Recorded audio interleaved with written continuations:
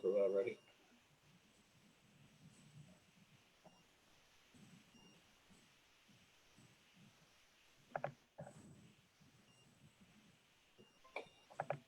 Should I wait for it? There we go.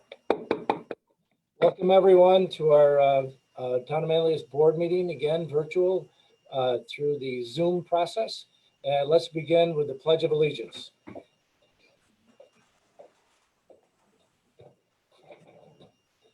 I pledge allegiance to the flag of the United States of America and to the republic for which it stands, one nation, under God, indivisible, with liberty and justice for all.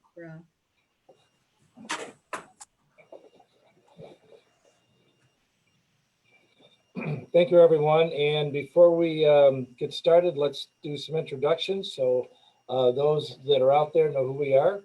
I'll begin. Ed Theobald, Town Supervisor. Hi, Sarah Bollinger, Town Councilor. John Deere, Town Councilor. Elaine Denton, Town Councilor. Karen Green, Deputy Supervisor. Caitlin Creasel, Town Councilor. Heather Waters, Town Councilor. Very good. And with us this evening is our Director of Code Enforcement, Randy Capriati. We have Chief Mike Kroll and Highway Superintendent Rob Cushing. Town Attorney Tim Ferteski. Town Engineer Doug Miller. Town Manager Anu. And Town Clerk Allison Weber. I don't think I missed anyone. Very good. All right, we will move on to item 3, which is we have 2 minutes, separate minutes to approve October 28th and November 4th. So we'll do those individually. Who would like to make the motions? Mr. Supervisor, I'd like to make a motion to approve the minutes from October 28th, 2020. I would second. Okay. Is there any discussion? Everything was fine with the minutes? Okay, all in favor? Aye. Aye. Opposed and carried. And next we have November 4th. Mr. Supervisor, I'd like to make a motion to approve the minutes from the November 4th, 2020 meeting. And I will also second that. And again, any questions or comments regarding the minutes? Everything okay? All right, very good. All in favor? Aye. Aye. Aye. Opposed and carried. Very good. Item 4 is the approval for abstract number 22. Mr. Supervisor, I make a motion to approve abstract number 22 in the amount of $226,947.13. I'll second. All in favor? Aye. Aye. Opposed and carried. Excellent. All right. Again, we have a pretty busy schedule tonight, so we'll try to move through it as quickly as we possibly can. But the first item of importance tonight, that is 6:37, but that's fine, is the public hearing on the local law noise control ordinance amendment. I do believe we had an overview of it at the last meeting. So I don't know if we need to do another review, Tim or John, if you want to jump in on just bringing things up to date. I can do a brief overview of it. I think that makes sense. Okay. So, in general, the major change that has been made is to restructure the law so that instead of it being, unreasonable or unnecessary noise to a reasonable person, we've added in decibel levels, one lower for during the day or one lower for during the night and one higher for during the day. That essentially, if that decibel reading is measured at the adjoining property line and the noise or issue lasts for more than 15 minutes, that would allow someone to, use this law to try to make that noise stop. That was essentially, we looked at something that has been on the books for a while and we wanted to make it a little more modern, a little easier to enforce. And so that's why we've proposed these changes. Okay. Anything else, Tim, that you want to add? Nope, I think John did a nice job. All right, very good. Yeah, just before we waive the reading, I did want to let you know, I reached out to the three mayors. In fact, I just received an email from Mayor Worrell this afternoon, which I forwarded on to everyone. Basically sharing what theirs looks like. Mayor Olson said he was interested and may just possibly adopt what we have. If he had any questions, he would, of course, let us know. And Mayor Brazil was interested about the decibel levels and how that might be involved with this and whether or not they would consider it. So there's a quick overview of their opinions. I don't know if they're going to be on here or not tonight. They are. I'm sure they would add to it. So with that, I need a motion to waive the reading of the public notice. Mr. Supervisor, I'd like to make a motion to waive the reading of the public notice for the local law noise control ordinance amendment. Second. Okay, all in favor? Aye. Aye. Opposed? Carried. And now I need a motion to open the public hearing. Mr. Supervisor, may I make a motion to open the public hearing for this proposed law? I'll second. Councilor Bellinger. All in favor? Aye. Opposed? And carried. And as usual, before we invite those who would like to speak, we will probably not close this evening. I think we'll leave it open as we have in the past with new public hearings on Zoom to give the residents an opportunity that may not be able to reply tonight or respond to give their questions or comments, that they can do that on an ongoing basis, and we would continue this to the next board meeting. And as usual, if those are those of the residents who would like to speak and just introduce themselves, name and address, as well as 3 to 5 minutes, and we'll take your questions, comments, of course, all under consideration. And we'll probably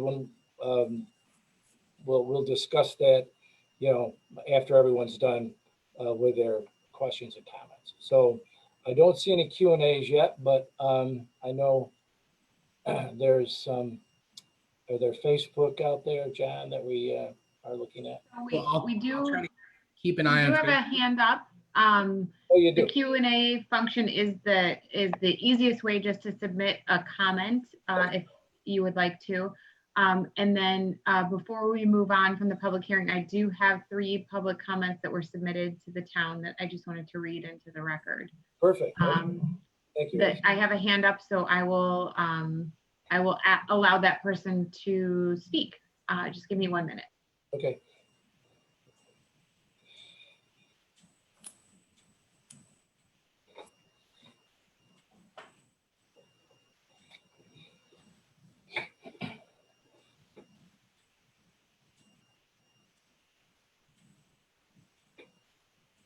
Oh, and Peter, okay. Hi, I'm not sure if you can hear me. This is Peter Bonfilio. Yes, Peter, we can. Oh, thanks very much. Hi, Peter Bonfilio. I'm a 17-year resident of the town, currently living in the Signal Hill development in the village of Fayetteville. Just want to thank you for the opportunity to express my public support for the noise ordinance amendment and all the great work everyone's been doing. I thought maybe I might be able to contribute some findings of some studies that I researched on noise recently, which clinicians define as any unwanted sound. Just wanted to note that noise pollution can result in negative effects on our intellectual, physical, and recreational activities, our sleep, and imagine with the pandemic, perhaps our ability to weather lockdown. Prolonged exposure to noise can cause digestive disorders, hypertension, elevated heart rate, sleeping alterations, and hearing impairment. And in the case of children, it was interesting that not only is the risk larger, noise pollution larger for children, but it extends to their cognitive and learning areas, including the development perhaps of negatively the child's personality, and maybe even the desensitization toward violence. So I just asked the board to maybe to consider these hidden risks as you debate this amendment. Thank you. Thank you, Peter. Very good. And we're taking note, of course, of all this information that's being presented. Allison, you have some other ones that you want to read? I saw there was a. Yep, there's one in the Q&A. Hold on one second.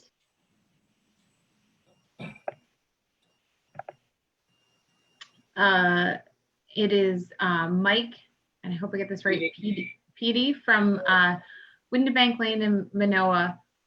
He asked, what determined the decibel level? Good question, John. So we reached out to the Association of Towns. We looked at neighboring municipalities' laws that they have on the book, and the 70 and 50 decibel levels they seem to be about average. We did go, I don't know if I think we might have discussed something a little lower than 70, but I know what we found is that seemed to be the consensus among, everybody who's been doing research into this, that these are levels that make it so that it can help us protect against loud noises, but it's not so much that enforcing the law can be a nuisance, with, basic everyday things going over those levels. Mr. PD adds that the normal volume is 60 decibels. Oh. Yeah, and so an important part about the decibel levels, it's not actually the decibel level of the noise being made is not measured next to it. So like if you have something that makes more than 70 decibels of noise and it's right next to your ear, if you're at the property line, the decibels, I believe it halves over a certain number, a certain distance. Every time it goes that far, it halves. And so this is meant to be measured at the adjoining property line so that your normal noise, whether it's in your house or in your yard, is fine. It's just when you are producing noise that goes over a certain decibel level at the edge of the property line that would affect other folks. And that's where we determined that 70 was a pretty reasonable number to go with. Thanks, John. Okay. Did you have another one, Allison? Oh, go ahead, Heather. I was just going to say further to that. So if it's like we're talking about like a lawnmower that's at the property line while you're mowing your lawn, that's not sustained. That's passing over the area. That's a difference too. Okay. We've heard comments about like trucks driving by. That again, it's like all these examples that have come up. It's that sustained element, right? That's the difference that we're talking about, John. Yeah, I think a good way to phrase it, it's something that, I tried to do as much research as possible on this, and, all of the little snafus that can come up when you're trying to, figure out this law. It's the 15-minute time interval allows for most of what we do that produces such a high level. The fact that, if your car alarm goes off, as long as it doesn't go off for 15 minutes, there's no real problems. If your dog gets out and they're barking down the street and you collect your dog and put them back, or they go, if your dog's outside and barking like crazy for 7 minutes and then you let the dog in, it doesn't infringe upon this. This is strictly it's pretty loose. The idea here is that if there is a consistently loud noise, that folks feel that they have a way to get it addressed. Thank you. So we have two more comments. We have a comment from a Robert E. So Robert, if you could just at some point include your last name and where you live, I can record that into the record. Robert says, good evening. I believe the decibel level is too low as a riding lawnmower is 90 decibels, a tractor 92, and a normal conversation is 60. So even a disgruntled neighbor could complain about simple things as mowing and woodworking tools. Gary Rain, if you could also submit where you live for the record. He submitted, will a noise intensity decibel reading taken by a resident using a reliable device be accepted as relevant evidence, or must a town official be present? So I can address that first one. We do have in the current code construction operation machinery. There's times that it's okay to operate these things outside of the normal time frame. So, we're not trying to, allow for nuisance neighbors and all this kind of stuff. We are really just trying to focus on the stuff that's unnecessary, but by not calling it unnecessary, by setting a decibel level. And the agenda item for this doesn't have all of the exceptions and all of like nitty gritty rules that the town code currently has, because again, this is an amendment. Just to keep in mind, there is, we're not just changing one thing. While we're changing one or two small things, there is a long law there already that's been on the books, and we haven't had any real nuisances, that I'm aware of. So that is one of the things we really did look at when we were trying to adjust this law. Heather? So I think it sounded like right before we heard the first comment before Gary's about the lawnmowers, I think we addressed it right before we took it. So I just want to acknowledge that and not say that we weren't speaking to it. But if we have not addressed it, please chime in. And secondly, perhaps we could include a link to and a copy of the full law as a reference document in our minutes, so that people, if they want to speak at the next meeting when this public hearing is still open, they will have had a quick, easy way to look at the full scope and see what the amendment pertains to in full form. We should be able to do that. Shouldn't be an issue there. Yeah. Allison, there's a number of people in the attendees area. How would you like them to identify themselves if they'd like to speak? Just like I said, just their name and their where they live is fine. I do have two. So Peter spoke. He was one individual that had submitted a comment. I did receive a public comment from Barbara Richardson. She lives in Kirkville. She said that she supports the proposed bill limiting noise levels permitted in the town of Manlius. And I also had a comment submitted by Ruth Hart. She lives on North Eagle Village Road in Manlius. She said she writes to express her support of the proposed noise ordinance, which indicates specific decibel levels at which it would be enforced. And I do know that Gary did put in a comment before about essentially how this would work. And basically the suggestion is, if this is an issue that you're looking to get remedied and, you don't know what you're supposed to do about it, I think we all strongly suggest, use a decibel reader or use an app on your phone to get an idea if it's anywhere near needing to enforce this noise ordinance, and, try to see if it is. And if you feel that it needs to be enforced just the way you would call the police, let them know it's not an emergency, and tell them that you have a current noise issue. And it's really the measuring is the only thing that's different. So, we will make sure that, we have that equipment to come do that when,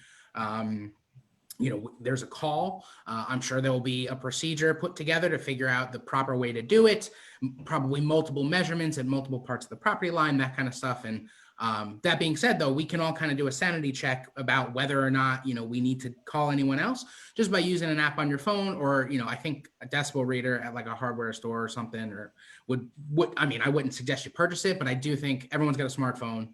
So, you can start to get an idea of whether or not the noise is actually too loud. I have a question. Do you know what dogs are rated at with the decibels? Depends on the size of the dog, I think. Yeah, no, I know, but as you know, we've had complaints before of barking dogs for sustained periods of time, but I was just curious if anyone had that. No. I would also like to add that our, I know we've mentioned dogs a couple times here. We do have a ordinance in our town code that relates directly to dogs barking. And we wrote that back in 2010 when the licensing changed. and with Bill Pulaski, our dog control officer, and he put specific metrics right in it that said barking that occurs for this period of time. So there's a intermittent level, and then there's a sustained level of barking. There's another comment from Minerva Muzquiz. I hope I said that right. I apologize. She said she would like to voice her support for the new noise ordinance. I did do a little research, and I think we might want to publicize a little bit more on some of these real life examples, because I think with the 70, the sheet that I got said that was a phone ring. That might be kind of quiet for what would be something that would get you a citation, but 100 was like a bandsaw, so that would be clearly you wouldn't be doing that on your property line. You'd be doing it in your shop, and it probably wouldn't carry that much. But I think it might be valuable to even download some audio examples of what different sounds are, so that people understand what loud is. When I did a very quick search just now online, so it's only one source, not properly sourced, but it's just one example. The Healthy Hearing site that I just looked at referenced dogs barking, depending on the breed, at a range that could reach between 80 and 90 decibels. Peter added that the ASPCA website listed dog barking as 100 decibels. Okay. So But this would mean, like dogs are going to bark and they're allowed to bark. It's just if they sustain barking for 15 minutes and it's relentless and it's driving you nuts and you're trying to go to sleep, now you have actual enforceable law to when you call the police to complain, that they can come and say to this person that they're breaking the law by having their dog relentlessly barking outside like this. Well, what sounds like we already do too. Sounds like we already do with the, Allison, can you explain to us again? I think we need clarity on this too, because I didn't realize this. Absolutely. So we have two ordinances related to dog control in our minutes. One's more to animals in general, and the other is to dog control. It addresses running at large and things like that, but it also does address barking. It was written in 2010 when we took over licensing dogs from New York State. And we wrote it to very specifically set metrics that the dog control officer could enforce if there was barking issues. So I don't have it in front of me, but it is measured in a sustained period of minutes and then intermittent for a quantity of minutes. I believe it's intermittent for 15 to 20 minutes or sustained for a certain period of time. Does that mean that that Chief Kroll and if they're not talking, because there's this horrible echo. So if you're not speaking, if you can mute yourselves. Sorry, Heather. No, I'm sorry. I didn't mean to interrupt you before too. I'm curious to know how, and to hear from Chief Kroll from the police perspective, particularly on this fact, how dog barking is sort of enforced now based on what you just shared with us, Allison. So is the dog control officer really the person that you work with, Chief Kroll? So just on that note, and then also at some point in the hearing, would love to hear from you about maybe even after the public hearing portion or whenever, to hear a little bit about your thought about what you're seeing in this amendment and how you think it could be implemented and the potential success or challenges to it.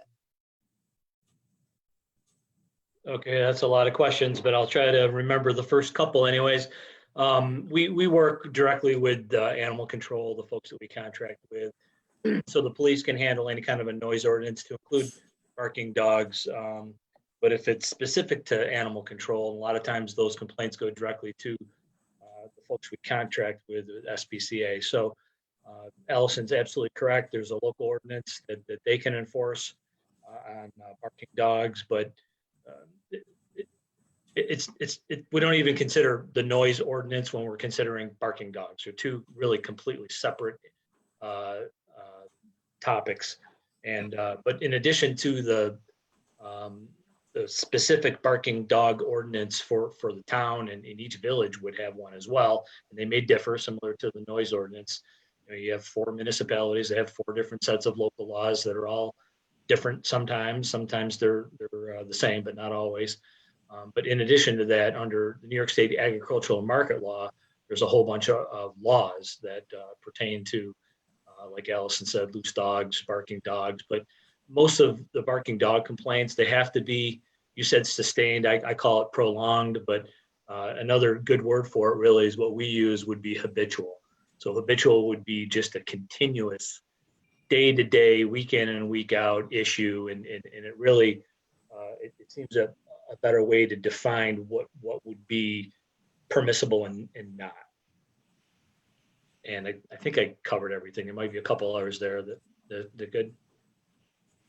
Thank you. And what about this amendment to the noise ordinance and what you've heard so far about and what you see in terms of enforceability or how it would be useful or challenging to the police? Well, we deal with this a lot, unfortunately, especially in the villages.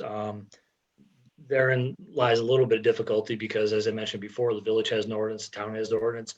That's why, it's great to hear that maybe the village mayors are considering, either matching or at least getting close to the ordinances so they can be equally enforced. Because sometimes when you have noise that's being produced in a town, but it's being heard in a village or vice versa, it's a little difficult to enforce. But really, it all comes down to reasonableness. As far as decibel levels, John Deere was absolutely correct. I mean, trucks aren't going to do it.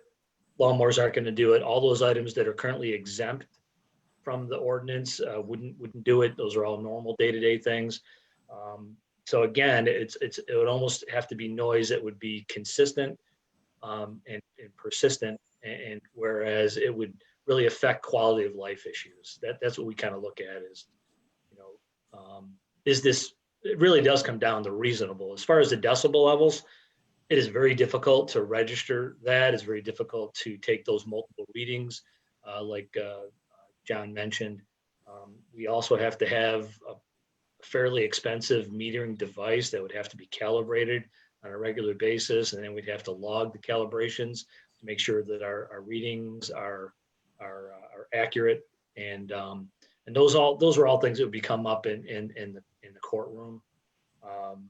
Unfortunately, if it's a town noise ordinance, it's going to be prosecuting those. It's not the district attorney's office. Local ordinances are prosecuted by the local municipal attorneys. So I think decibel levels makes it a little bit easier. But another thing that was brought up, and I think John, it's a great idea you had, that people can measure their own noise to give them an idea of where we're at. But we would then have to respond and use this separate and calibrated device to actually get a reading that we could use for enforcement action. So there's a lot to it. I mean, this is not an easy issue. I really appreciate all the work that John and others put into it. But we'll enforce the law just like we enforce all laws, equally, fairly, and within constitutional limitations. And I just want to add to what the chief said, because we can't forget that the purpose of this law is to bring people into conformity. It's not to punish people. And the police will always have the discretion, once they get to the site, to make a determination as to what really is the issue here. Is it a neighbor against neighbor complaint, or is it something that happens all the time? And so, the human touch of the police department will always be part of that discussion, part of that analysis to determine whether or not to issue tickets, those types of things. So, we do have great police officers who are going to, try to work on these issues with the neighbors if they come up. So, because we have a noise ordinance in place doesn't always mean a ticket's going to be issued. Can I ask a follow-up question, Chief Kroll, about the metered device? Do we happen to have that technology now within the police department? We do have one meter. It's rather aged. we don't use it as often as you would think. But again, because we've always had the reasonable person standard versus a decibel level. So we didn't always need it.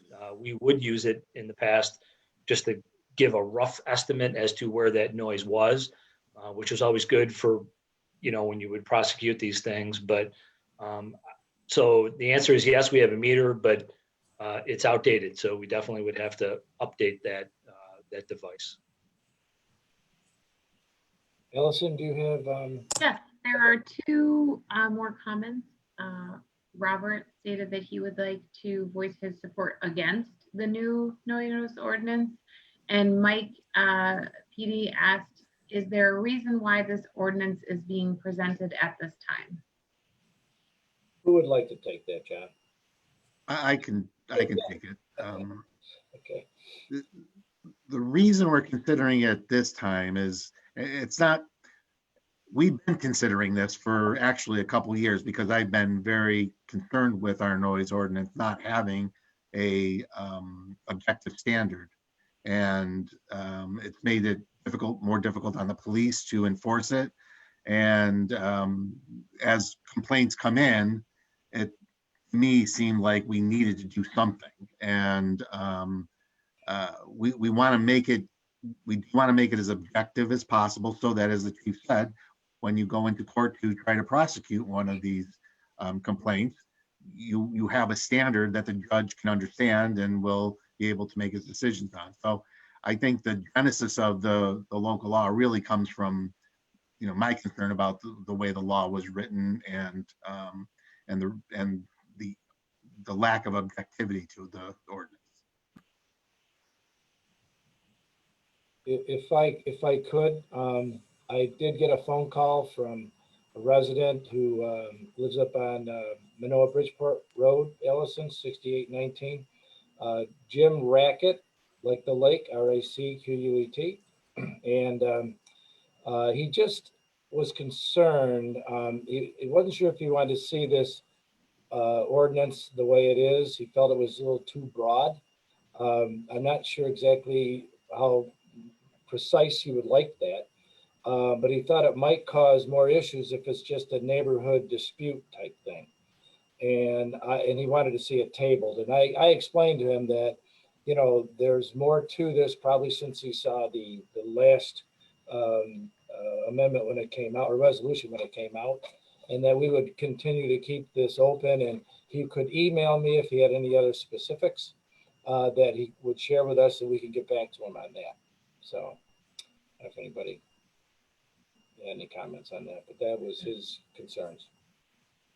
Yeah, and I think because I've been talking to a lot of folks about this, and no, I appreciate the feedback because the goal here that we did not want to schedule a public hearing tonight so we can vote on this.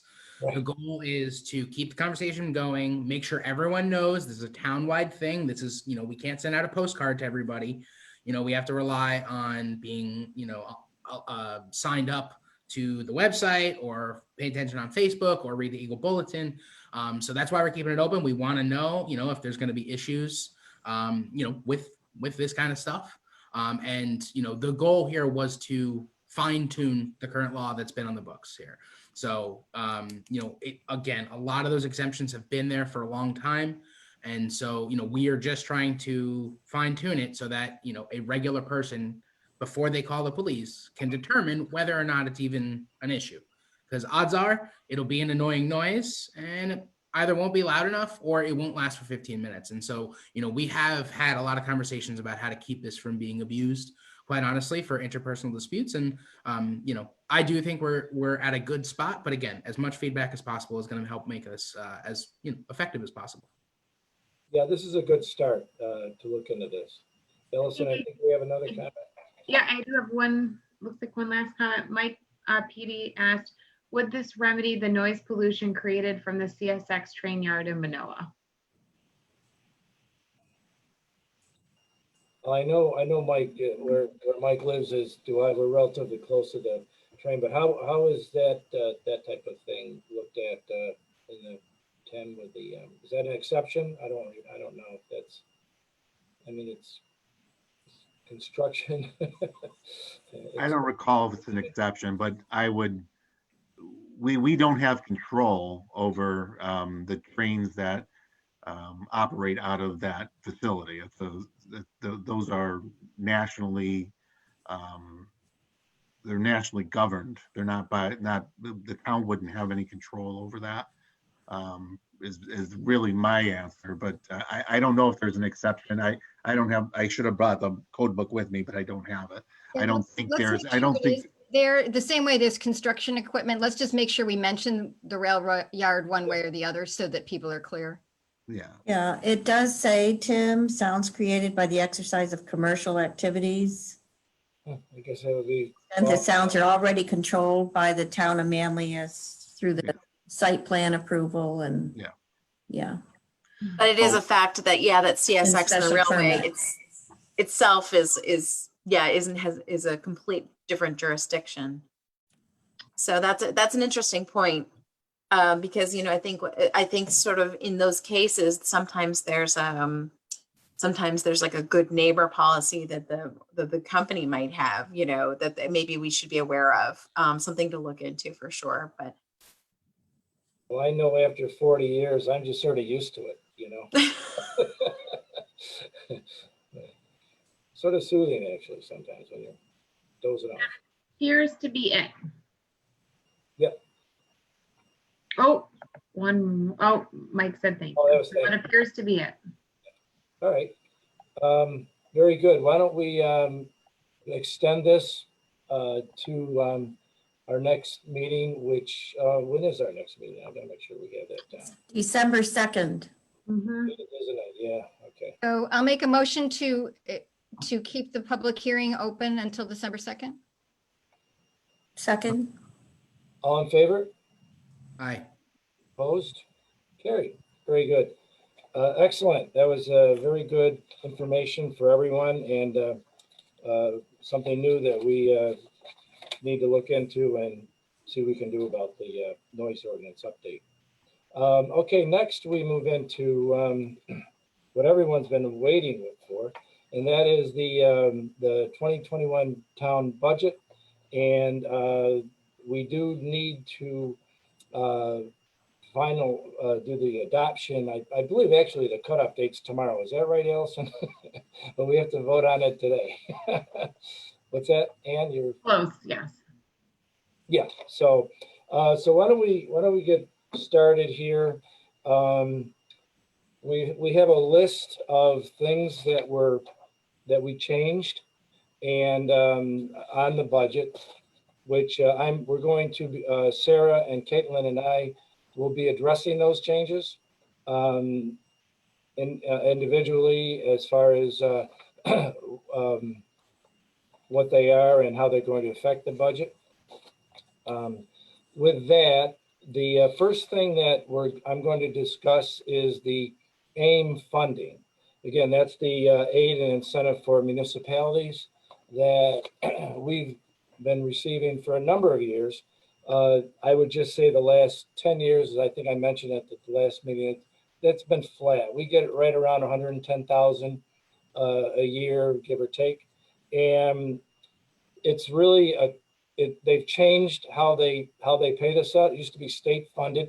And then this was changed 2 years ago, to be included with your internet sales tax. So there's a little adjustment there. Even though we don't participate in the county sales tax, this was separate through the comptroller's department. They sort of carved that out. So there was concern. I've been on we did have it, by the way, just for our information purposes. This was not, I left it out of the tentative budget because I wasn't really certain if we were going to get this at all, because we haven't received 2020 yet, which we should get in December if everything goes along the way it's supposed to. We got it last year. We weren't sure if we were going to get it last year either. When we worked the preliminary budget, at that time we felt let's figure 50%. Let's use some fund balance to offset some of the amounts. And in the preliminary, it was we used for revenue purposes 55,000. So I've talked with the Association of Towns. I've been getting emails from them, regular information. It's still questionable, but there's a good possibility we're going to get it. They had said for safe purposes, you might want to say you're going to get 80% of the AIM funding. So I sort of split the difference a little bit and went with a 70% figure, which gets it up from 55 to 77,000. So that was a 22,000 increase in our revenue. So I think we'll know more, especially in December, what the chances are going into next year, but 12 months is a long way away. So that was the first thing that we added. We also took out $500 that we've been funding for the TMEC. That was a Town Environmental Council that we had for years. We were sort of like ahead of the ball game there before you had seeker and so on. And we had a committee that actually worked with the planning boards on this. They have not met in a number of years, but we've always had that funding there. So we discontinued that committee, and officially now we've withdrew the $500 as an expenditure. So those are just the two items I wanted to touch on. And I think, Sarah, you had some items you wanted to. So again, on the improving the revenue side, it's not exactly revenue, but as all of you are aware, we did transfer responsibility for our sewer system to the Onondaga County earlier this year. And we have a fund balance designated for sewer that can only be used to pay for sewer. And so it made sense to reallocate that fund balance to pay the 2021, the bill that comes due in January of 2021. It's actually 2019 sewer bill, but it would be paid in January of 2021, and we could draw that money from the fund balance rather than drawing it from current revenue. So that change improves the finances on the special district area, which is actually where we needed the most help. The other thing, we're going to speak about it more later in the meeting, but we did fund the deer management program in the budget. We are hopeful that the county may have some funds for that, but we did not think it was prudent to count on that given what was going on. And so we did put that money in. If it's not needed, we won't spend it. But the 25,000 is there for the deer management program because the deer management program is working and people are pretty pleased with it. So we didn't want to jeopardize that by not having funds allocated.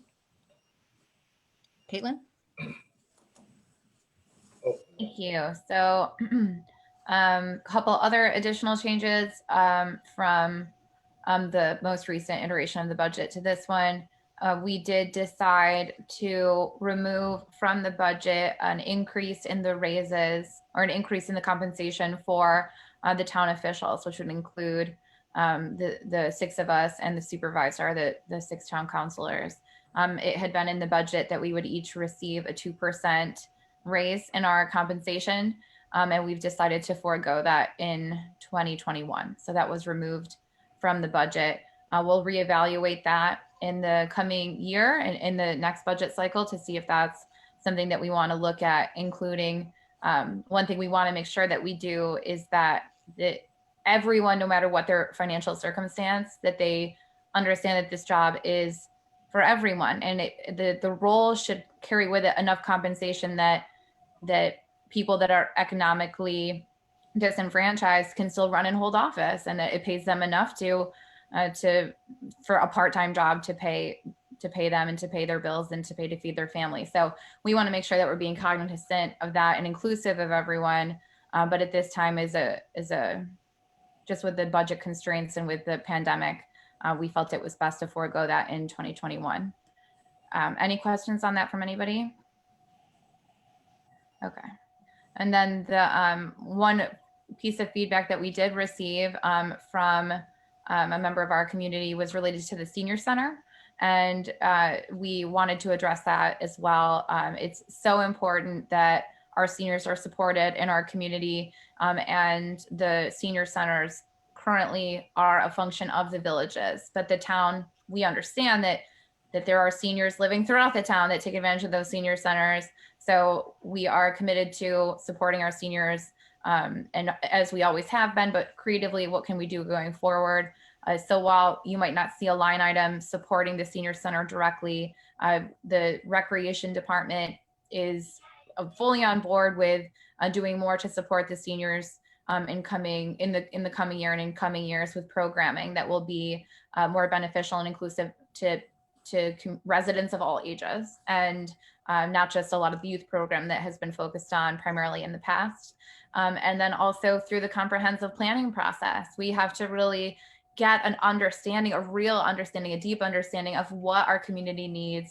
How can we help with people aging in place? How can we, what types of things like senior housing is needed? And then we'll work to support those things going forward, certainly in collaboration with the villages and the senior center. So we appreciate very much that feedback, and are committed to working on that moving forward. One thing that also came up in that discussion was transparency. And I want to emphasize that while the town budget is available to review on the website, it can be very esoteric and cumbersome to get through.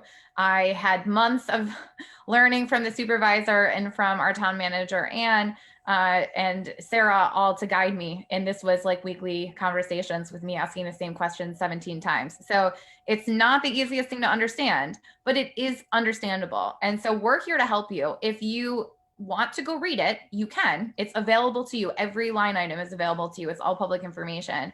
And if you're looking at it and it doesn't make any sense, call me or probably call Anne, because she can probably help you better than I can. So Anne, I volunteered you for that. But we are committed to that transparency. So if there's ever a question about anything that you see there, we are here to make sure that you understand. So please feel free to reach out. And I believe that was it for me, folks. So Sarah. Sarah.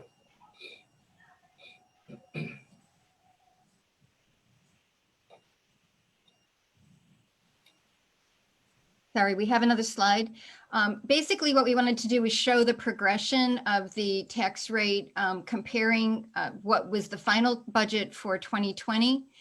It increased with the preliminary budget and then went back down for the final budget. So, but the final budget at 4.7722 for a resident outside the village is still a little bit higher than what it was last year. So we want to make it clear to people. I mean, if this is what when you go door to door and people say, well, it's taxes, it's how much is my taxes? That's what people really care about. So here, this slide is here for you. If you live inside a village, your tax bill is a little bit less because you pay a portion of the money directly to your village. The part we wanted to draw your attention to was the special districts area. This was really the challenge this year, especially Okra. We did have an increase in our tipping fee, and we've had a new fee for recycling, which we didn't have in the past, that's actually quite high, because as you may be aware, the whole international world of recycling has kind of imploded, and it's just the economic model of that is not working anymore. So we do expect Okra to make some changes over time. But you'll see later in the agenda, we are actually renewing our agreement with them for 2 years while they try to figure out what they can do better or differently, or what the industry changes to try to accommodate for that. But in the short term, it caused an unexpected increase. The other thing that happened really was more COVID related, was ambulance revenue just tanked in the spring. And so we find that the fire district budgets were not able to support as much of their own expenses they have been in the past. And that also was unexpected. And, caused a little bit of an increase in the special districts that was more than what would be a typical percentage. And we just, we struggled, the Finance Committee struggled to look for places to cut. But in the end, we are proposing a budget that is over the tax cap by $106,000. And we could not reduce that 106 without impacting on real life town services. So that is the budget we are presenting as the final recommendation for your vote today. Ed? Yep, thank you, Sarah. And I'm going to give a overview of everything that we've discussed here tonight. I do want to point out where Sarah mentioned the 118,000. When we first started working with this, the preliminary, we were up over $365,000. So we cut that down tremendously through some of these items that we were able to control.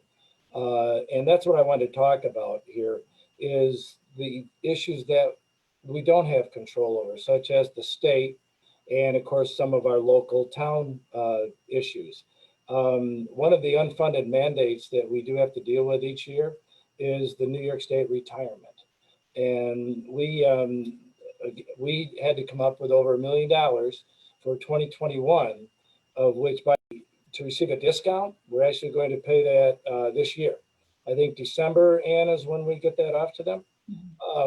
So that's when we don't have any control over that. It's sort of market driven and so on. Our revenue concerns, which I already mentioned, the AIM, and we also have the CHIPS, which is the Consolidated Local Street and Highway Improvement. We can't always count on them. We budgeted for 2020, 178,000, and we received around 142, a little more than that. So we may get the balance through the end of this year, but it's not guaranteed. They also have the extreme winter recovery, which is that is added in. Actually, it doesn't. It's to repair roads from all the extreme winter issues that we go through. We did budget $32,005, and we actually did receive that in revenue this year. So that worked out well. Our county snowplow contract, of course, that we have with the county, the state connection there is we have a severity factor that if we have and then we're in a certain region that we're in, depends on if we get this additional cost over and above what the county pays, which is derived from the state. So the state pays the county because the county does state roads, and they also pay us because we do county roads. So it could be, we haven't received anything from them since 2018. We did get like 190,000 one year, and that was to cover 3 years because they didn't get it to us in time. So, you know, it might be maybe around 50 grand if we do get it, but that depends on the region we're in. As far as our local town issues, health insurance, we talked about that a little bit. That's of course driven by claims and experience. And if you remember Elaine's PowerPoint presentation that she showed over the last 8 years, we actually averaged a 7.25% increase over those 8 years. And even if you throw in this year, which was 11, that's still only a 7.67% average rate of return. Yeah, there were a couple of 10s, there were some 5s, you know, it was all over the place. But it's well below what the state and national average is for increases in health insurance. I think a lot of that has to do with our OSEBA self-funded insurance plan that we're in. It's very competitive. Special districts, Sarah already mentioned, you know, Fayetteville Fire Department really got hurt with their revenue of around $200,000. Again, no fault of their own. It was COVID driven. They had closed down the urgent care at the medical center.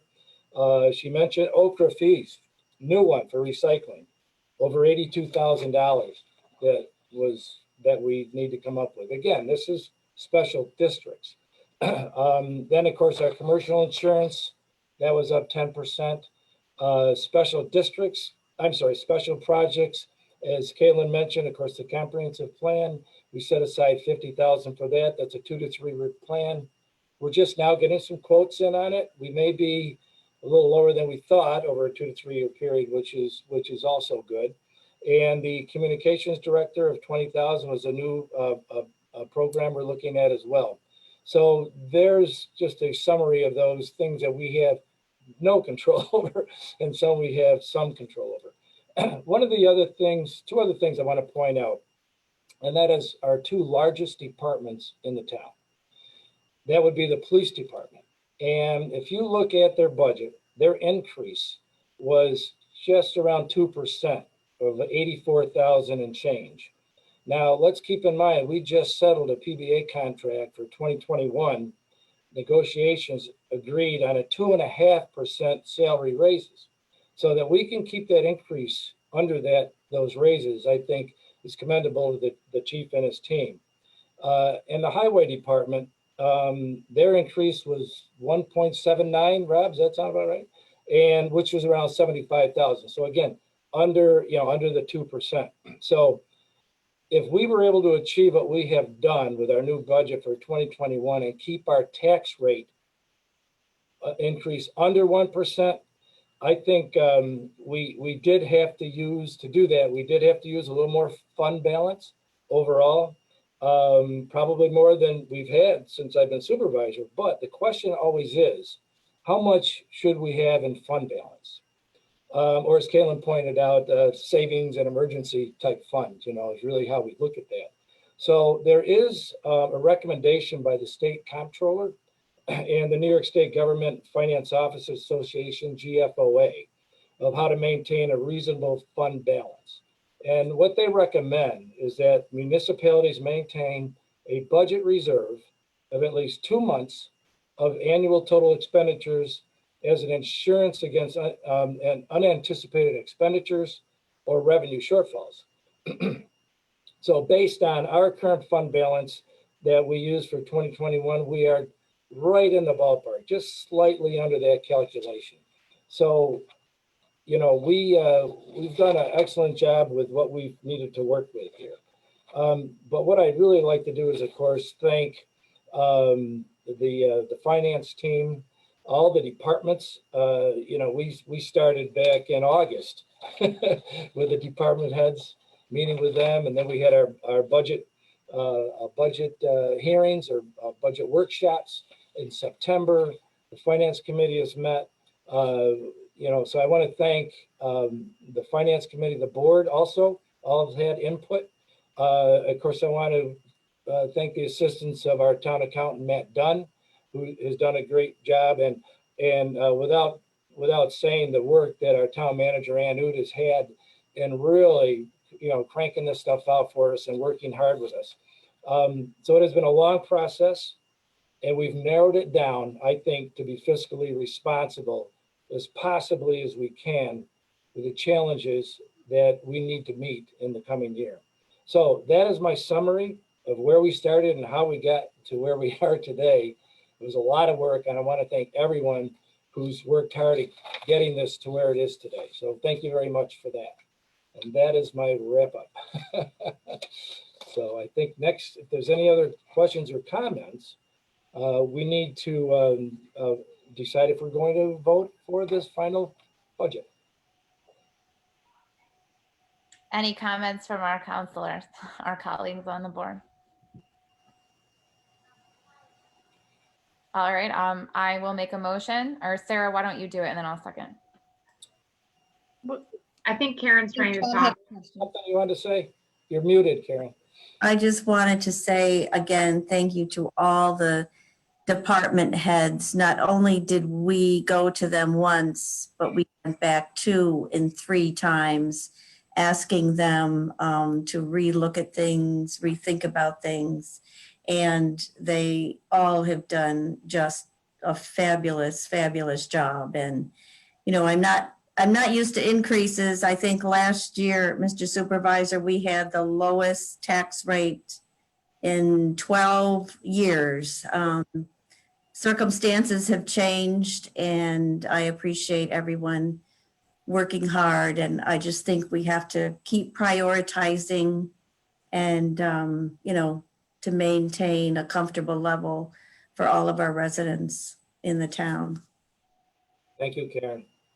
John, did you have a question?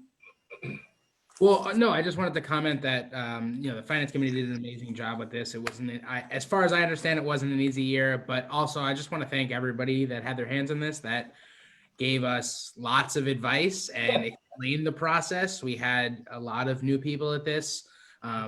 We absolutely needed the help, and I greatly appreciate every time, Caitlin, kind of like you said before, every time I was explained something the third time, and then it really clicked. Thank you, everybody, for your patience, and I think everyone involved did a great job. I do think that because it was a question, it was almost a philosophical question about what does it mean to be the person making the decision about government locally, like where do you stand, and I thought hard about that, and I had conversations with all of you and inquired as to how you felt about it, what is your philosophy, and ultimately I decided that I would rather have a couple more dollars per household, because it's $10 or $15 a household that it's going to increase by depending on a number of factors, but it's going to be roughly around there. That I'd rather do that, have that small increase per household, and be able to deliver on our police department, our highway department, comprehensive planning. Like all these things are so important. And to look at any one of them and say, no, you're the one that's going to suffer, or everyone's going to suffer a little bit across the board. It felt worth it to me that that due to the circumstances that we face this year with COVID, and like we could have budgeted 100% for AIM and said, this is what we're supposed to get. Let's pretend we're going to get it. But we thought that was irresponsible. So we didn't. We estimated lower. We said, let's estimate 70%. If we get the 30%, great. That's less that will come out of the fund balance. But I feel like it's a very responsible budget that's very accurate. And I think that it'll help to deliver us into and throughout 2021. So we can come out the other side as a stronger community. So thank you to the supervisor for his patience, and again to our town manager Ann Oot for bearing with me as I learned through this process. And Sarah has always was a great resource for me to learn. So thank you all. Thank you, Caitlin. Okay, so I will make a motion to approve the final 2021 Town of Manlius budget. Don't we have to do Oh, we the have to do the- amendment? Now we have Yes, thank you. The list. I have this in my hand. Yeah, We're just so excited to be able to be done with the budget. I will make a motion, a different motion. I will make a motion to approve the changes from preliminary to final, which were distributed by our town manager and to everybody in advance. And they do reflect what was just discussed, $77,000 for AIM and $4,244 savings by not including raises for the town board justices and supervisor, and eliminating the $500 for environmental control. That's my motion. Okay. I will second that motion. All in favor? Aye. Opposed? And carried. Okay, next. Okay, thank you, Elaine. And now I'll make a motion to approve the final 2021 Town of Manlius budget. And I will second the motion to approve the budget for 2021. All in favor? Aye. Opposed? And carried. Very good. All right, nice job, Yay. everyone. One more. And day. now Anne goes on vacation. Yeah, right. Oh, yeah, right. Yeah. Yeah, I'm sorry, Ann. Yes, go on. All right, so moving right along. Thank you, everyone. That was a good first time for everybody, wasn't it? Yeah. So next is item 7, the social media policy. John, is that you want to cover the social media policy, please? Yeah, so we wanted to formally have it on the agenda so that everybody can take a look at it. But basically, this is to formalize the structure of how not only social media but a lot of the outgoing communications are controlled within the town. This is a thing that a lot of local municipalities are adopting as Facebook and all these other forms of social media become more and more apparent that they're not really optional, they're required if you want to reach everybody. And so We are, as presented, it is going to be adjusted a little bit, but I did want to allow for some communication and conversation about, how everyone feels about this. But the main goal here is to set some clear guidelines on how we moderate comments, what can and cannot be hidden, what is and isn't public record. And then the main thing here will be creating a communications committee headed up by our town clerk, Allison Weber, so that we can have a more real oversight and plan to how the communication goes out, making sure voice and tone is similar, and making sure that we know what gets shared on what page, when is it shared, how do we do, how does interdepartmental sharing happen and stuff like that. The major changes, to the policy as proposed here is to, where is it? We're going to look at rules around, elected official campaign pages and how that interacts with the policy as presented. We are going to adjust it so that the department heads can assign a site admin, and that site admin will be expected to be on the communications committee. That way we can have that better communication. And thanks to Elaine, she did point out we're going to go ahead. I'm going to go back and make that whole policy gender neutral. As we are keeping up with the times, we might as well keep up with the times. But any questions or concerns or anything like that, again, not looking to, this is not final, just wanted to make sure we had an opportunity to discuss it and out in the open. Yeah, Jen, this looks like, again, another working piece of information. I mean, we're looking at a communications director, for example. I would think that somehow that would possibly tie into this as well. Yeah, this is kind of preempting that process to make sure that we have guidelines in place. And also too, we don't know when we're going to bring someone on to help with communications and guide us. And, I think it's easier. I will admit, this is put together from a lot of different municipalities that are about our size, some smaller, some bigger. I read through, I want to say probably 20 social media policies to get a really good understanding of what we wanted to do. And there was a lot of stuff in other policies that just felt a little overreaching and a little too much. And so we pared it down as much as possible to really just make sure that, this is just setting up guidelines, and so that there's less questions when it comes to social media, basically. So you're looking for input on these, and we'll get all that to you as we move along. Okay, very good. John, I have a question. Have you spoken with some of the department heads that utilize the websites consistently, like the Town of Manlius Police? And I'm thinking particularly of the Recreation Department. Because yeah, especially since we were discussing this, a few of us the other day, and we wanted to make sure that that is a key part of this is, one, finding out what's your internal policy, who's in charge and all that stuff, and then making sure that the policy we'd be adopting works alongside those. Because right now, we do have the rec and we do have the police, and they're great Facebook presences. They're there, they use the website as well. So the goal will be to kind of take a look at what's proposed and make sure that we're only complementing or enhancing what the other departments are doing. Very good. Anything else? Okay, excellent. Thank you, John. And we'll move on to the, speaking of Okra a couple of times, the contract agreement, solid waste management system. Tim, I think you're going to give us an overview of this. Sure. As Sarah mentioned, the Onondaga County Resource Recovery Agency, which we have had a contract with since it's been in its existence. So it's an authority that was created to provide recycling services, waste services, and also incinerate. They do the incinerator is part of the Okra asset, and they have asked us to sign a new agreement. We have agreed in the past, just like every municipality, to provide our trash and recyclables to Okra. And so they're our exclusive, they're the entity that exclusively takes our trash and recyclable material.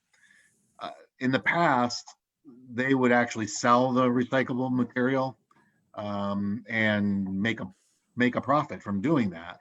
But as Councilor Bollinger mentioned, and the markets for recyclable material has gone down significantly. In fact, it's more of a detriment than an asset anymore. So because of that, they have asked every municipality that participates in OKRA to pay an additional $34 per ton fee for recyclables, which they've never had before. This is the first year that they're asking us to do that in 2021. So $34 per ton averages out anywhere between $12 or $12 to $15 is what we're estimating the average to be for a homeowner in the town of Manlius. They're also increasing their tipping fee for garbage by $4 to make that $100. There are credits depending on who the hauler is and who and what type of service they provide. If they're automatic, if they actually don't use people to pick up the trash, but the trucks do it itself, and then they dump them themselves, there's credits available to them for doing that. I think Syracuse Haulers actually does do that, even though it's not in our contract. But they have done that. So this is a 2-year agreement. It would include those 2 additional fees. And as, like I said, Councilor Bollinger mentioned, it's been budgeted for, and we have to go forward if we're going to continue to bring our trash to OKRA and bring our recyclables to OKRA. We have to enter into this agreement. Does anybody have any questions about this? And tonight is not, we don't have to do this tonight. We can wait till the next meeting, but go ahead, Elaine. I just have a couple questions. So for this, this agreement with OKRA is new. Yes. So it's not a renewal or anything. And then when we collect this fee, who does Syracuse Hauler, like right now, they collect a tipping fee, Syracuse Haulers does. So we pay Syracuse Haulers to collect this fee as well? Or is it going directly to OKRA? It's going directly to OKRA. So the $34 per ton or the recycling fee is going to OKRA, but then the garbage the tipping fee, is that going to OKRA or is it going to Syracuse Haulers? No, it goes to OKRA. Syracuse Haulers has to use the money that we collect through the district. We pay them a fee, and that is going to offset the cost of the additional fee. That is, there's a profit built into that too for Syracuse Haulers, but this is simply a pass along to the residents of the town. Ultimately, they're going to have to pay that fee, and it gets passed along to the residents. And then, so it's, like I said, about $12 to $15. I'm not sure. And do you know if they specifically who pays OKRA? I knew, yeah, that's what it was. The hauler does. So we Okay. collect these fees. We work with the hauler to determine the rates for the new year based on these fees from OKRA, what our district fees are for picking up the trash, or our contract fees. And then that is all paid to the hauler, and then they pass that payment on to OKRA. And the hauler should be able to, document what they've been hauling for the community. We've gone through this in a couple other communities. And they have to, because I've worked with them. We had to make a determination on the weight and all of that figures. Basically what they do is they reconcile on a monthly basis. And that's what they send back to Ann to make sure that everything checks out in place. And then my other question is, we have Syracuse Haulers for 1 more year, and then we have to go out to bid next year. And this is a 2-year contract. So how does that affect? It doesn't affect anything. This contract is with OKRA. It's not with. Okay. The other thing, just for reference, is that Town of Manlius joined with most of the other towns to create the authority that is Okra and that, so we really don't have an option to go take our trash somewhere else. That's right. There's a county local law in place that actually requires us to provide the trash and provide the recyclables to Okra.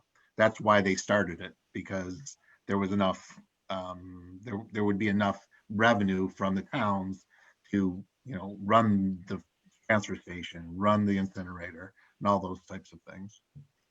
I think that there's somebody in the community that I remember hearing about and knowing about who actually was involved with that from the beginning. And it's making me think from a comprehensive planning perspective that I have questions about, knowing that our villages have a different approach and also provide additional services for trash and brush. I think this is a conversation that through the comprehensive planning process, people will want to have. We're not just talking about the future of our, commercial development and our zoning, but rather how do we handle our stuff, our actual tree, our garbage, our trees. And the other thing is to be able to access opportunities like composting or other kinds of shared materials that are within the scope of recycling and trash and brush and our mulch and all the rest of it. I think it's important for us to have this conversation. I think it's good. I was kind of curious. I'm like, well, how bound are we to this? If recycling is not what we think it is,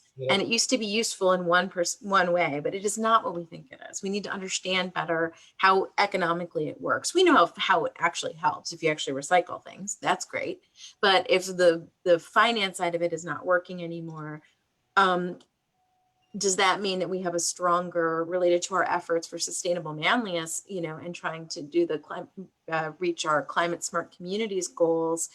Are we talking about how we pay more attention to and incentivize reducing waste and through composting, or reducing and reusing materials in a new kind of way, or reducing our energy needs through renewable energy sources? So I think it's like our interdependence with the county on this and with other towns is really interesting. And I think we've reached a good inflection point. And as Sarah said in a conversation I had with her, I heard her say this about this contract. It's sort of like, well, we've got these 2 years for Okra. Okra is really incentivized to figure out how to make this model work again too, or to make something work. So rather than just saying, well, this is too expensive, we bail, I'm glad. I think we will be a part of the conversation saying, well, what's the future with our trash? What's the future with our recycling? And how do we become a part of the solution and not ignore the problem? Something that came up with Sustainable Manlius quite a bit in our last meeting. The climate smart communities goals, they're the ones that we're focusing on right now are related mostly to education and getting the word out about different initiatives. And you have, whatever you want to talk about, it's got to be somewhat related to sustainability. And recycling was the hot topic all evening. In our whole breakout session, we just kept coming back to it. And you're a bunch of like sustainability nerds when you get that excited to talk about recycling. And it's interesting because in Onondaga County, we incinerate our garbage for energy. So when the recycling side of the equation isn't working, the question is, and I don't have the answer, but the question is it really better to be putting all of this material into recycling that's not really being recycled? And it never really was. Recycling is one of the most misunderstood elements of the whole life cycle of the products that we interact with. It, as Heather mentioned, it leads to a lot of questions. I think probably the answer that maybe all of us will arrive at once we learn a little bit more about this is what we're doing isn't working. And so what are some other ideas? What are some solutions? And there are some brilliant people in the community, and I'm sure Okra is well aware of this and working on it diligently, hence the 2-year contract, as Sarah mentioned. We'll come out the other side of this, but Sustainable Manlius will be digging into this. It's going to be what we focus on. And we have our next meeting coming up in the first week of December. So there's a lot about this that would be really interesting. Composting is something we're looking at, would be incredibly interesting. It's what the way that this is moving, the way the industry is moving is into the products that you purchase, having been more sustainable to begin with. So you, just like you used to get your milk delivered to you in a glass bottle that you gave back and more milk came to you. And now we recycle plastic waste that just ends up in our oceans and doesn't get reused for anything. It's going to be getting kind of more back to basics like that. And it'll be interesting to see how we as a town board can help to facilitate that. I, for one, want to be on the cutting edge of waste management in the town of Manlius. So I look forward to all of that with you. But we should have some pretty cool stuff coming out in the new year. So stay tuned and get involved with Sustainable Manlius. It's always my shameless plug. Thank you, Caitlin. And these are identical conversations that we've had in our supervisors meetings. We met with Okra back when this first was introduced, painfully introduced, I might add. And exactly what you're saying, there were questions about the whole recycling concept anymore. A lot of talk about composting, and one thing about town of Manlius, we know our garbage here, so we know how to deal with it. So I guess the question I want to reach out, should we extend, do you want to have a little more information on this before we decide on this evening, or would you like to make a motion to accept the agreement here? Well, let me just say, I'm inclined to vote for it because it's very straightforward and we understand the full scope of what we're being asked to do, which is to sign up for the contract for these 2 years, understand exactly what the increase is for taxpayers, know that we're kind of not thrilled about it, but that we're not going to let it just the 2 years pass by without understanding where we are at the end of this. That's a better place. And it's a large problem for everyone. So with understanding all that, I wouldn't have a problem with voting on it. So, I'd make a motion that all right. I was just gonna say we vote. Okay, there's a motion on the floor. Elaine, are you comfortable at this time? Do you Oh, feel no, like good question. Because she had some outstanding questions that I want to make sure that we all got our questions answered. I'm okay. Okay. Thank you. All right, We've I'll talked about how our different styles are, it's so important. I feel like we're lucky to have a number of people who are like Tim and want to dive into the details and want to make sure they are 100% clear before voting, and other folks who are more comfortable with sort of things evolving in the meeting, just to give people background by why we're joking with Elaine. And so, yeah, thank you. So Elaine, will you second it? Sure. I second. We don't need to put her on the spot for supporting it. All in favor? Aye. Aye. Opposed? Carried. It's taken me 11 months to figure this out too, Heather. Everyone's has different ideas. I did hear from someone that I'm actually the quiet one on the town board. I was surprised. I thought that was interesting feedback. So I was. How many meetings have they attended is what I asked. I don't even think they know who I am. I'm going to be moving right along after that one, if you're okay with it. Let's go on to the dear. Oh yes, the IMA with Fayetteville. Karen, I think you've got the information on the. I do, Mr. Supervisor, and I'm asking the board tonight to again support the intermunicipal agreement with the Village of Fayetteville. This is our third year in the deer management program, and it has been going very well, particularly last year. We had a very successful year, and the county does have funds again available to the municipalities that are requesting, which we already have. And they will not be voting until December 3rd, however, as everyone knows, on their budget.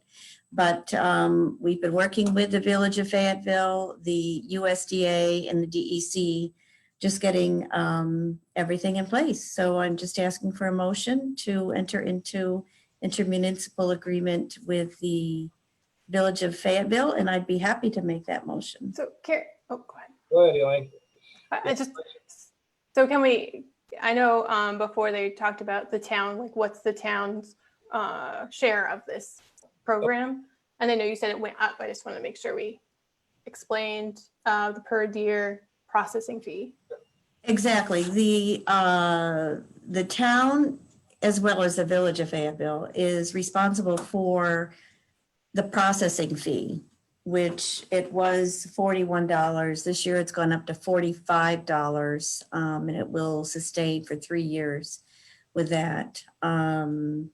As far as the rest of the expense, with the contract with the USDA, that gets submitted to the county. And the village of Fayetteville has been involved with this now, I think for 6 years, and the county has reimbursed the program every single year.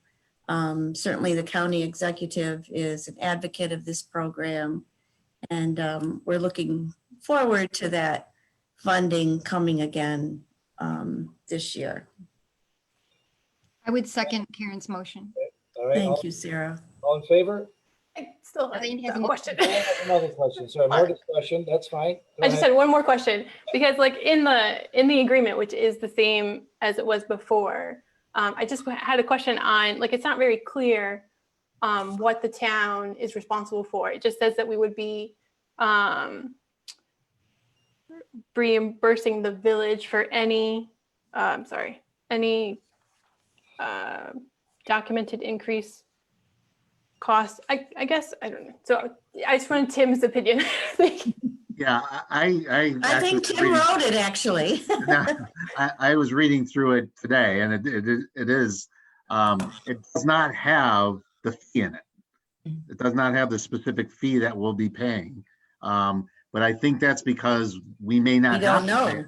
We don't Okay. know what it's going to be. We might not have to pay any fee if the county money comes through.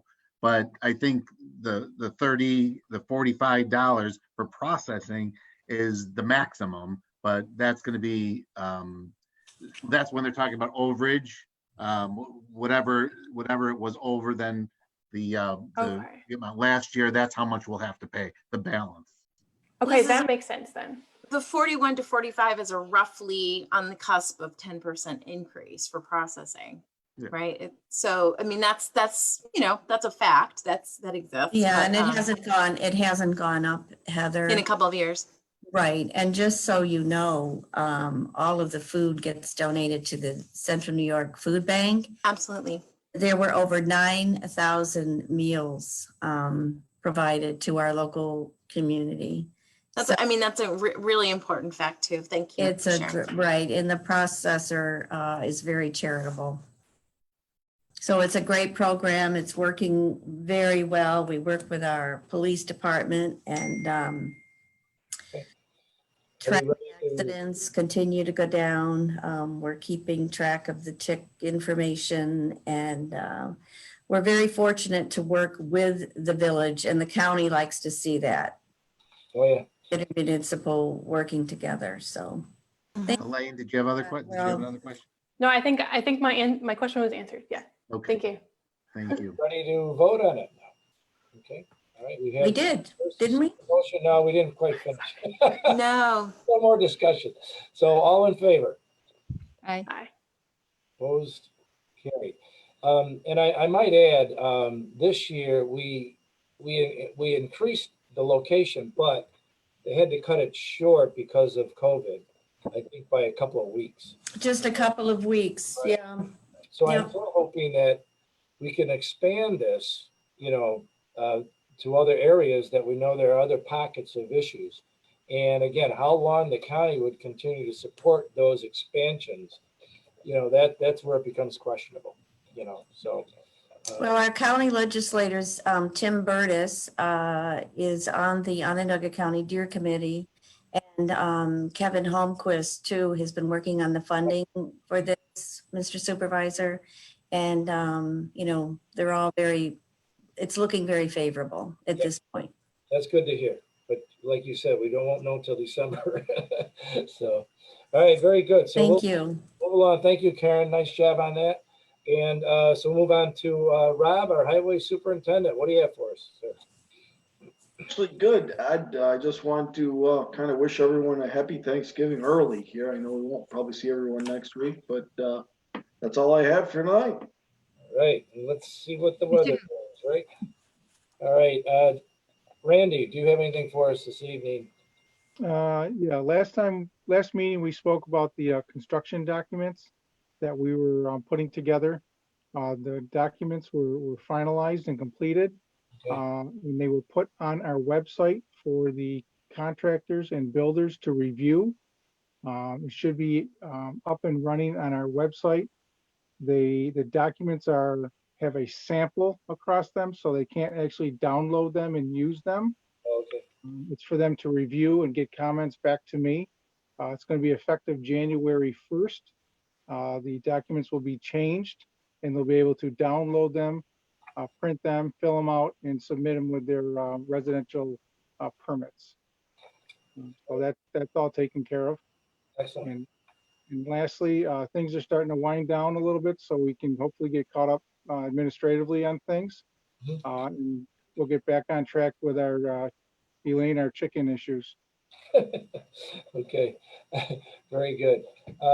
Doug, anything that you're working on that we should be on top of here? Are we pretty good? Yeah, a couple things, Ed. I haven't caught up with you, but Ann will have some contract documents for Langmuir for Ann and Rob to take a look at. The Clark Hill project we talked about. Oh. So hopefully, in a few weeks, we'll be in to get authorization to bid that. We also are moving forward on the Falcon View cleaning of that Crane Brook. Yeah. So I'll have a application for the Army Corps and DEC permit that I'll get over to your office here in a couple days. I took a look at it today. It was about 95%. We had to make a couple tweaks. So okay. We're moving on those issues, and just to feedback to the board, based on the Zoom meetings we did with drainage. Rob and I have been out to a couple different sites, and we've interacted with some of the residents, and we've got some smaller issues that we're working with Rob and Ann to take care of moving forward. Excellent. Very good. Thank you, Doug. And Tim, we'll move on to I think you have some pilot solar agreements that we need to talk about. Yeah, there are two agreements, as you may recall, earlier in the year. The town board approved two special permits for solar farms on South Eagle or North Eagle, I'm sorry, and on Green Lakes Road. The planning board then went forward and approved site plans for them. We, as you also may recall, earlier in the year, we opted back into the exemption for solar for solar farms for people who are having solar. They have now exemptions from any increase in tax that would be for the homeowner. But for solar farms, there's a requirement that they enter into a pilot agreement so that the town would get something, and the county and also the school district. So I have been looking and been kind of reviewing where everybody's pilots are with this. And it seems to me like the standard pilot is what is being offered to the town, which is $5,000 per kilowatt, which would be $25,000 per site, of which we would get approximately 12.9% or 13%, which would be the pro rata share of the town versus the county versus the school district. Right. So, so if the board is inclining tonight to move forward with entering into these pilot agreements, you can make a motion to do so, and you can make it conditioned on legal review. I've already reviewed it, and it looks okay to me. The financial part, I frankly just didn't know that much about it. So, whatever due diligence I was able to do seems to point back to $5,000 per kilowatt is kind of a standard number. Do we need to talk to individually, by the way? What's that? Do we vote individually on each separately? Okay. And someone else had a comment?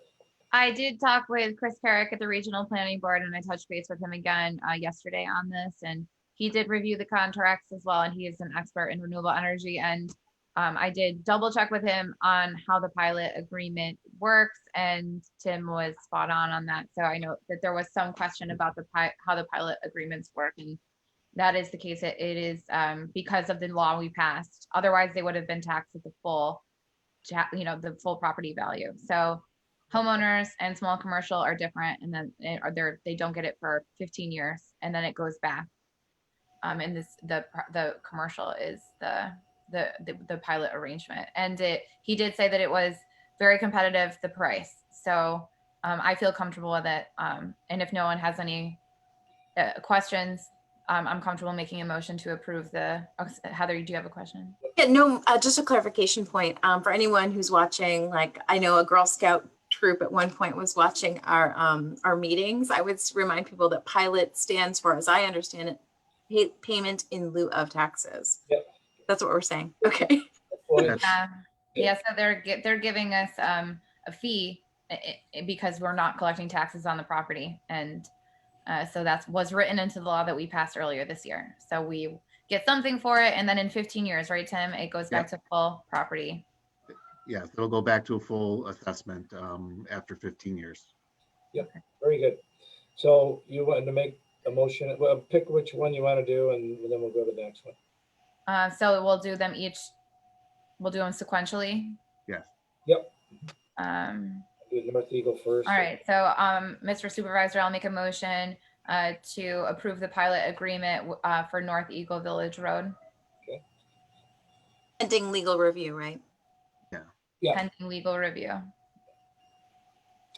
Do we have a second? Can I get a second? I'll second. All right, second by Elaine. All in favor? Aye. Aye. Opposed? Carried. You had Caitlin worried there for a minute, I think. I know, just hanging out there. And I'll make a motion to approve. Where did she go? I'll make a motion to approve the Green Lakes Road pilot agreement pending legal review. And I'll second. And okay, and all in favor? Aye. Opposed and carried. Excellent, very good. And all right, we'll move on to our town clerk. Ellison, what do you have for us? No, nothing. I'm all set. All right, blow your candles out yet? Okay. Chief, you're up. Just two things. Due to the recent spike in COVID, at this time, the police department is considering resuming some of our COVID restriction protocols just to keep our people safe. But as we did in the past, hopefully this will be a minimal impact to non-essential services. But essential services will, of course, continue as they always do. And then lastly, Friday, I'll be making a promotion for one of our police officers to the rank of sergeant. And real happy to announce that. And we're going to have a socially distanced and appropriate ceremony for him and his family, and wish him the best of luck. Thank you. Thanks, Chief. Excellent. Chief, when is that ceremony taking place? It's going to be at 2:30 at Town Hall and on Friday. Okay, awesome. Congratulations to our soon-to-be sergeant. Thank you. Normally, I know we have energy benchmarking down, but I know it's under town manager, but Ann, I think you have do you have anything else? We're going to have Caitlin pick up the benchmarking energy. I'll just follow up kind of quick on the chief. Our COVID committee here at Town Hall, we're going to be convening on Monday, I believe, just to kind of discuss the same idea that in case we have to make some changes to our workforce, remote work, we just want to make sure we're all set for that. So following. Anything else, Ann? Okay, good. So since the town board is next, Caitlin, you can start us out with the energy benchmarking resolution. How's that sound? You're muted. That never happens. I never make that mistake. Okay, so everyone should have had a copy of the benchmarking resolution, and I mentioned this at our last meeting as well. This is simply going to make official that the town is tracking its energy usage, and our plan is to go back historically to before the advancements were made on the LED streetlights that the town did in 2020. 2019. And so we're going to be able to go back and say this was where our energy was, such that all improvements, we have something to compare it to, because how much are the improvements really working if you don't know where you started? So this benchmark will just formalize that, and it will give us more points for the Climate Smart Communities program.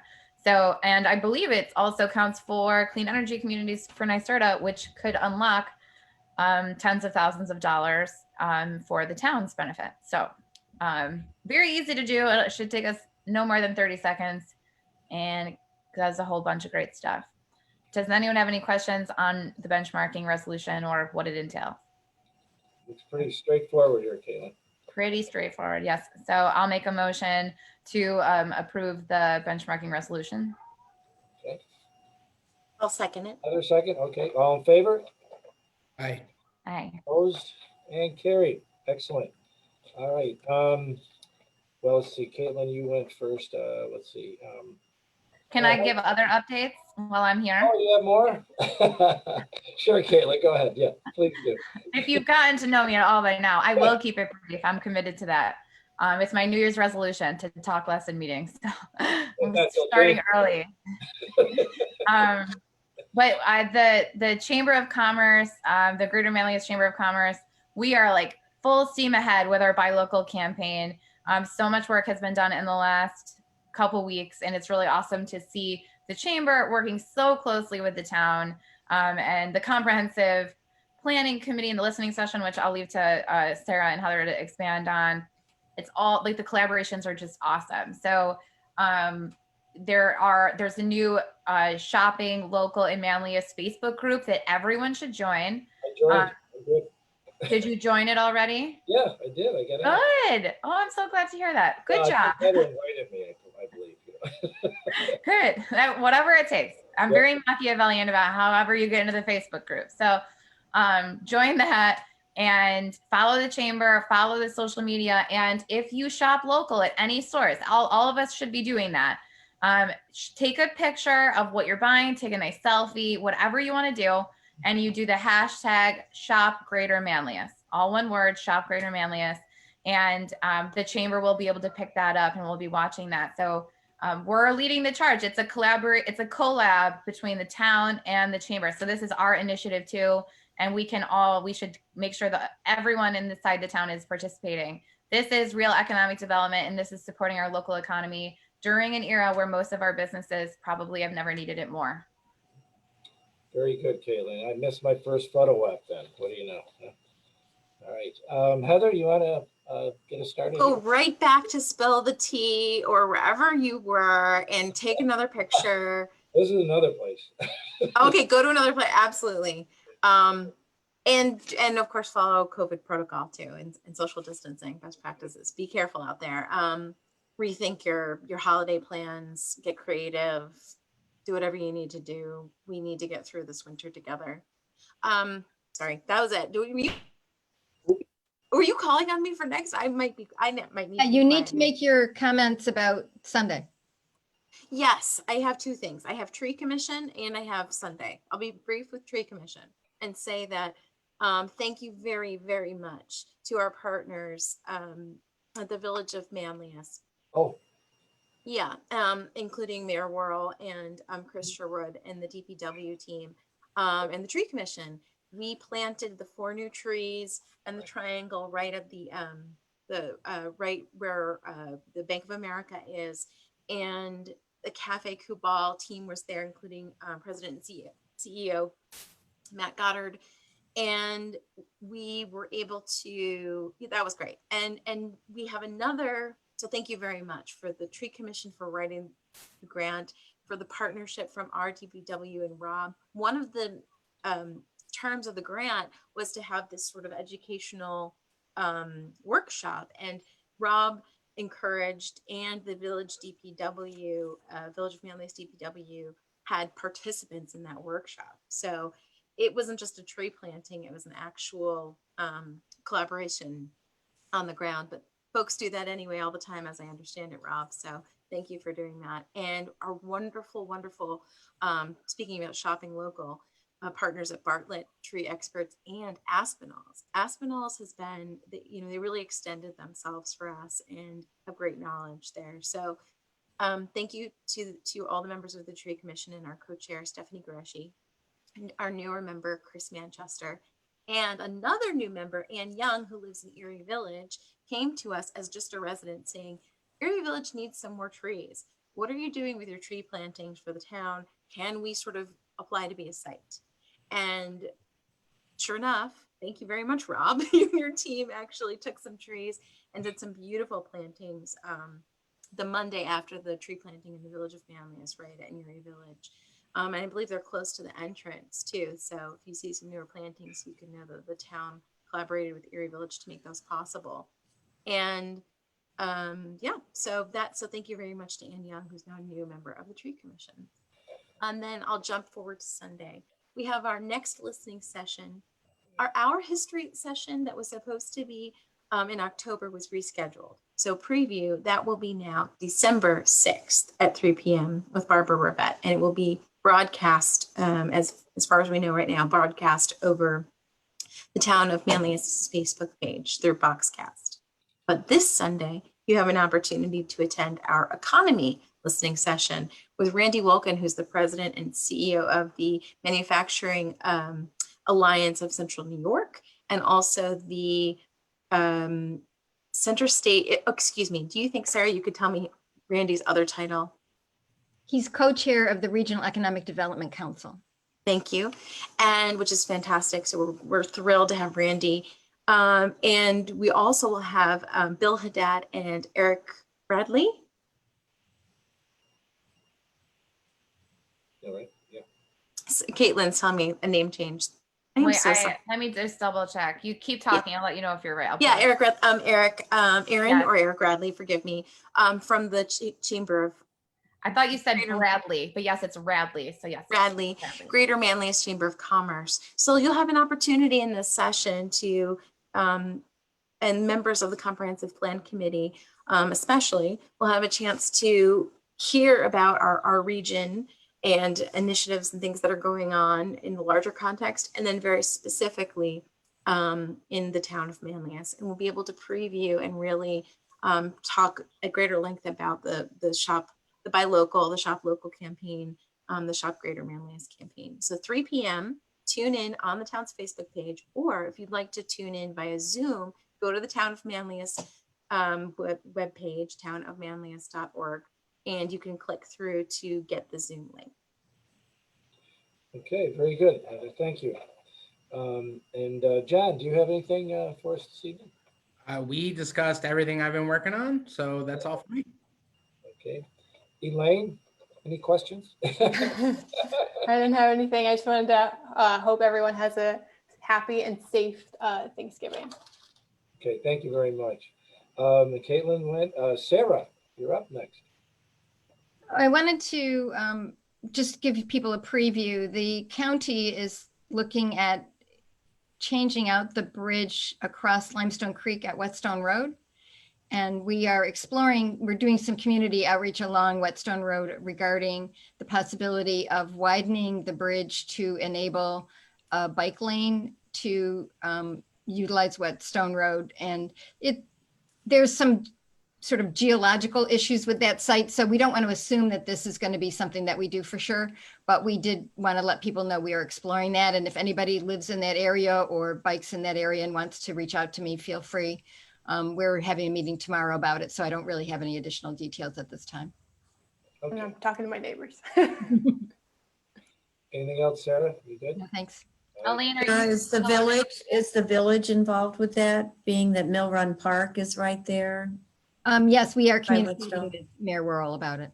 Oh, good. Karen, Great. Are you That seeing would that make there's sense. people interested in your neighborhood in that? I mean, I just asked my immediate neighbors. They walk everywhere, and yeah, they were for more space to walk because we don't have any shoulders right now. Okay, very good. Karen, I believe you're next. I just want to wish everyone a very safe and happy Thanksgiving, and I am very grateful when you hear what's happening around the world that we live in the town of Manlius. Thank you, Karen. And I too want to wish everyone a happy Thanksgiving, because the only thing I have is my supervisor's report. So we just need to vote on that, and then we're good to go. I'll make a motion to approve the supervisor's report. And I'll second. Okay, all in favor? I did read it too, Ed. It's night reading. It's my late night reading. I've seen enough budget information for right now, so I'm good, you know.